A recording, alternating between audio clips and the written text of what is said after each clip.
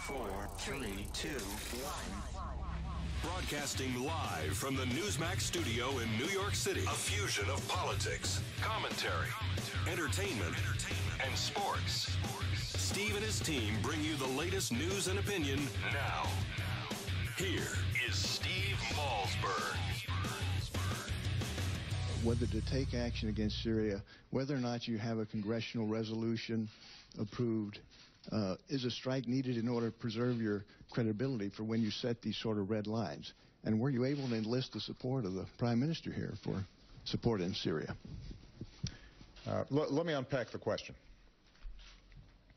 First of all, I didn't set a red line. The world set a red line. Remember that oldie but goodie. Joining us now is our friend Ralph Peters. Hey, Ralph, how are you, sir? Well, I think I'm having a more successful life than President Obama at this point. I like that. It's a sad statement in a way, but it's very true. Can we start with the border? I'm sure you're probably aware by now that the president, who will not come down to the border, despite calls from Democrats and Republicans alike, nonetheless found time to have a photo op playing pool and drinking beer with the governor of Colorado. This is our commander-in-chief.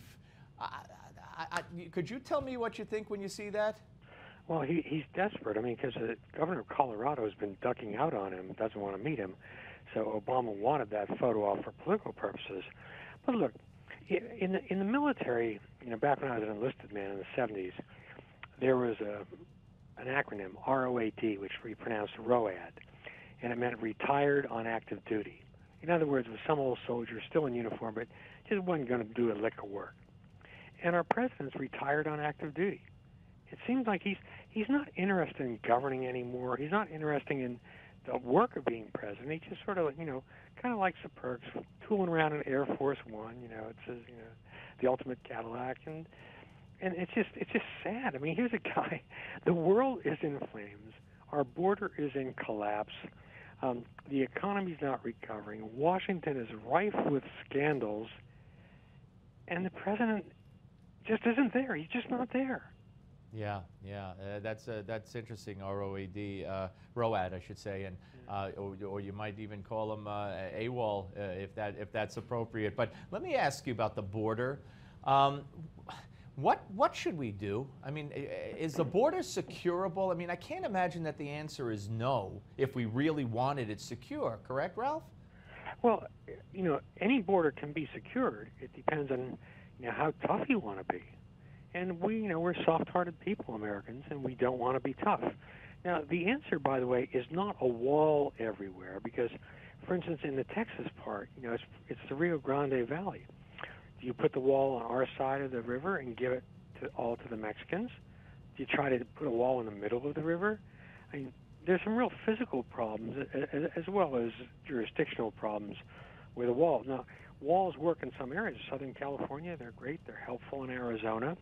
I'm not at all against walls, but there's no easy answer, and it's more difficult now because we have established a precedent going way back of giving amnesty to people, and not only that, the Democrats now desperately want to give all these illegal immigrants the vote.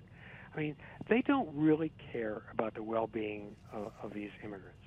They see votes. And, if they can get, 10 or 12 million new voters out of illegal immigrants, addict them to welfare payments, people will continue to vote to be given what they've been given. And I think that's a Democratic strategy in all this. But the sad thing for our country is, while we are a nation of immigrants, we hopefully will remain a nation of immigrants, law matters. We get to pick who comes. It's our country. And Nancy Pelosi's nonsense about, well, we're all Americans in the Western Hemisphere. I mean, that's absolutely nonsense. You can't just open the border to everybody from outside. It's just absolute silliness. But the Democrats definitely want a stonewall until they got not permanent residency. We're not going to march everybody back. I can understand legal residency and the right to work and pay taxes, etc. But my rule is that no one who entered this country illegally should ever be able to decide who is our president, who is a senator, who is a congressman. So you can give them all the legal rights of being here except the vote. And we have many categories of residence besides full citizenship. And my bottom line is this, Steve. When somebody breaks into your house, you are not obliged to put them on the deed. Yeah, very good analogy. Very good analogy. Let's move to the Middle East and You moved to the Middle East. Well, I'll call it a war because I don't know. I mean, when one country fires hundreds of rockets at the major cities of another country and the other country tries to eradicate that with airstrikes, to me, that's a war. Yet you look at the media and it's like on the brink of war. Will there be war? To them, war is only if you send in ground troops.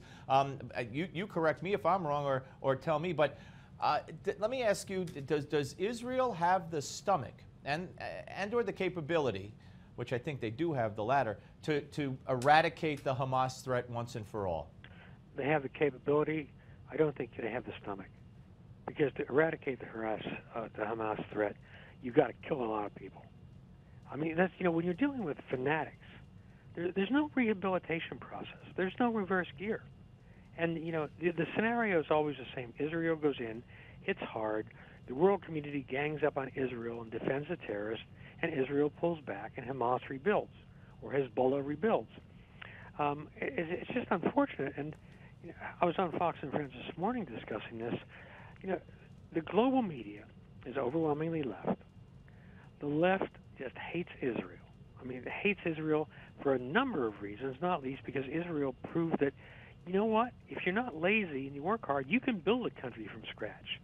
And despite all the oil money they poured into the Middle East, the Arab countries are all total wrecks. Israel is an island of civilization in a sea of barbarism, and it explodes all the left-wing academic theories of underdevelopment, how imperialist oppressors, neo-imperialists keep them down, blah, blah, blah. But also, being anti-Israel is a new socially acceptable version of anti-Semitism. You're not allowed to say in public that, I don't like Jews. But you can say, Israel's despicable. Israel's a fascist state. I mean, it's the same old stuff. It's the stuff Hitler was peddling in the 1920s and 30s. And it's, Zionism, distinguishing that between that and Judaism and falling back on that as an anti-Semitic cushion as well. You're absolutely right. And Steve, I've been saying the same thing for many years. The fundamental difference between Israel and its neighbors is that Israel wants to live in peace with its neighbors. Its neighbors want to destroy Israel. What is so hard to understand about that equation? Yeah, very, very true. Let me jump over now to Iraq and the situation there with ISIS. And it seems, again, once it's off the front pages, it's very hard to follow exactly what is taking place there. So let me ask you, has it died down? Is it just remained just as big a threat? Does it all play in together? What's going on with Hamas? And, is it all part of this? And is ISIS going to be able to exploit what Hamas is doing now from the Gaza Strip in any way? Well, yes, the latter. I mean, it all ties in. Certainly all ties in. It's all radical Islam on the march. And, it's, as you know very well, our media can only handle one international headline at a time. So Russia and Ukraine has disappeared from the headlines. Now ISIS, which was hot last week, has given way to the story of Israel and Hamas. But ISIS is currently consolidating their gains. The Shia, the Iraqi Shia and the Baghdad government are never going to be able to take back what the Sunni Arab, Sunni Muslim IS, used to be called ISIS, now it's just IS, Islamic State, has already seized. And so, Steve, we are seeing before our eyes the establishment of the world's first terrorist state, this caliphate state spanning much of Syria and Iraq under the Islamic State and the self-declared Caliph Ibrahim, formerly known as Abu Bakr al-Baghdadi, formerly head of former ISIS. Now, there have been, obviously, states before that sponsored terror, that condoned terror, that committed terrorist acts themselves. But we've never before seen a top-to-bottom terrorist state. And that's shaping up to be President Obama's real legacy. And, I've been scratching my head and saying, for a long time, I say, can't this guy see it? Can't he see the danger? Why doesn't he do anything? And, I think at this point, playing amateur psychologist, Obama, his presidency has failed so badly and so comprehensively that he is obsessed with keeping that campaign promise that he was going to end our wars and bring the troops home. And as a result, I think he wouldn't allow the military to try to rescue our people in Benghazi because he didn't want to be seen as militarizing the situation. He's got Kerry and others trying to persuade the Iraqis to stay together, and Iraq is over. It's done. It's not coming back together. It ain't going to happen. And we're backing Nouri al-Maliki, the corrupt, vicious Shia strongman in Baghdad, who's largely responsible for the collapse of Western Iraq. I mean, it's just nutty, but Obama just doesn't want to do anything militarily because he wants to be able to claim that he kept his promise to his base. And as a result, he is letting the world just burn. And, Ralph Peters' strategic maxim number 41 is that when America is strong, the world complains. But when America is weak, the world suffers. Yeah, no, that's very, very true. Ralph, it's always great to talk to you, my friend. Thank you so very much. Great speaking with you, Steve. Thank you. Ralph Peters, ladies and gentlemen, Fox News strategic analyst, retired Army Lieutenant Colonel, best-selling author, and he's right. He's right on target. I love his analysis of the situations that we discussed. I love the ROAD, which I must admit I was not familiar with. Retired on active duty as a way to describe the president and his term, and not going to the border in Mexico, but deciding to play pool. See, here's the thing.